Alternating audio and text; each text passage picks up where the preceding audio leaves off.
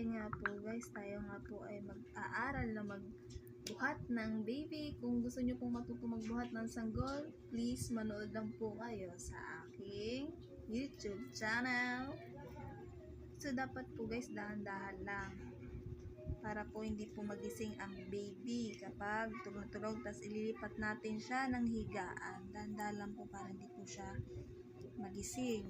Kasi pag nagising siya, iiyak siya. Lilikot po siya, dahan-dahan lang po.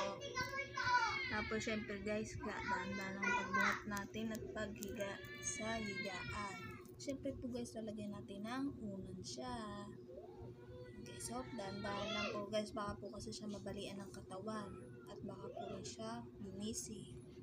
Dahan-dahan lang po guys. Ay, naiyak na po. Sorry. Ganyan lang po siya guys. Yan.